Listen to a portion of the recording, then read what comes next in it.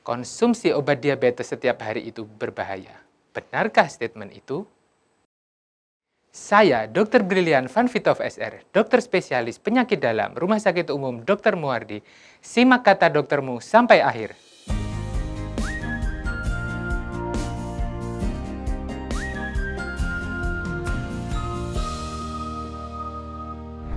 Pasien diabetes memerlukan pengobatan yang teratur untuk mengontrol kadar gula darah mereka.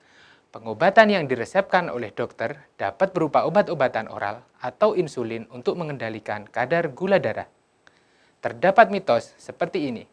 Minum obat diabetes hanya diperlukan saat kadar gula darah tinggi. Jika penderita diabetes merasa baik-baik saja, mereka tidak perlu minum obat mereka atau bahkan bisa beralih ke obat-obatan herbal.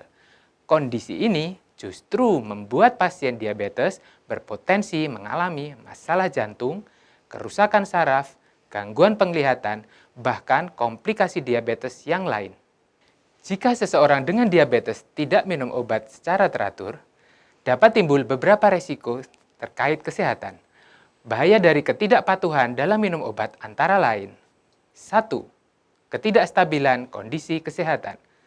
Gula darah yang tidak terkontrol dapat menyebabkan gejala yang tidak menyenangkan seperti kelelahan, sering merasa haus, lapar, penurunan berat badan yang tidak diinginkan, gangguan pencernaan, serta mudah terjadi infeksi dan luka yang sulit sembuh.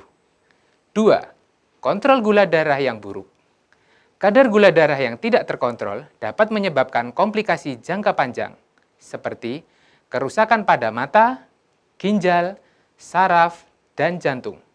Hal ini bisa mengarah pada keadaan masalah kesehatan yang serius, seperti retinopati diabetik atau kerusakan mata, neuropati diabetik atau kerusakan saraf, nefropati diabetik atau kerusakan ginjal, penyakit jantung, bahkan meningkatkan risiko stroke. 3. Komplikasi akut diabetes. Ketidakpatuhan dalam minum obat juga meningkatkan risiko terjadinya krisis hiperglikemia atau kadar gula darah yang tinggi, atau hipoglikemia, yaitu kadar gula darah yang rendah. Kedua kondisi ini dapat mengakibatkan keadaan darurat medis yang memerlukan perhatian dengan segera. Terdapat 4 pilar tata laksana diabetes yang dapat dilakukan untuk mengontrol beratnya penyakit. Pertama, edukasi dan informasi. Edukasi tentang diabetes sangatlah penting. Pasien dan keluarga perlu memahami penyakit ini, termasuk tanda dan gejala, pengelolaan, serta pencegahan komplikasi. Memahami bagaimana obat-obatan bekerja pada tubuh juga menjadi bagian penting dalam edukasi pengelolaan diabetes. Kedua, latihan fisik. Berolahraga secara teratur dan mengelola berat badan termasuk dalam pilar tata laksana diabetes.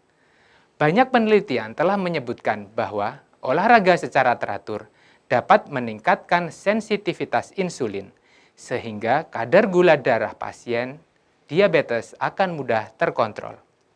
Ketiga, nutrisi medis. Mengadopsi pola makan yang sehat sangatlah penting bagi penderita diabetes. Yang termasuk dalam hal ini adalah pengaturan terkait jadwal, jenis, dan jumlah makanan yang dikonsumsi. Diet sehat dan teratur dapat membantu mengontrol kadar gula darah secara optimal. 4. Pengobatan. Meminum obat atau menyuntikkan insulin sesuai dengan resep dokter dan jadwal yang ditentukan sangatlah penting untuk mencapai kadar gula darah yang diinginkan.